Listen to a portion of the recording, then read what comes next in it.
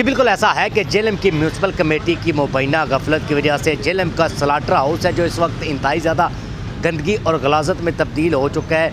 वहाँ पर गंदगी के इस कदर ढेर दिखाई दे रहे हैं कि जहाँ पर सूरत इस कदर अबतर हो चुकी है कि जो मवेशी है वहाँ पर ज़बह किए जाते हैं इंतहाई ज़्यादा गंदगी और गलाजत में। इसी तरह से जो वहाँ की मोटर है वो 2 साल से ज़ायद का अरसा हो चुका है, वो मुकम्मल तौर पर नकारा हो चुकी है। इसी तरह ये सफाई का अमला है जो म्यूनसिपल कमेटी का अपना ही होता है, उसके अपने ही स्लाटर हाउस में अभी तक ताहाल सफाई के कोई मुनासिब इंतजाम है जो नहीं किए जा सके हैं। इसी तरह से मज़ीद भी इंकशाफात सामने आए हैं कि जो वहाँ पर जो डॉक्टर्स की मोहरें हैं जो वो ख़ुद ही अमला लगा कर मुबैना जो करप्शन का बाज़ार वहाँ पर गर्म किए हुए हैं और जो यहाँ पर कसाई हज़रात कसाब वहाँ पर जाते हैं अपने जो मवेशी हैं जो उनको ज़बह वहाँ पर करने के लिए, तो खुद से खुद साख्ता तौर पर मोहरें बनवा कर जो गोश्त है वो फ़रोख्त किया जाता है। किसी किस्म का कोई चेक एंड बैलेंस है जो वो नहीं रखा जा रहा। इसी तरह से सीओ म्यूनसिपल कमेटी के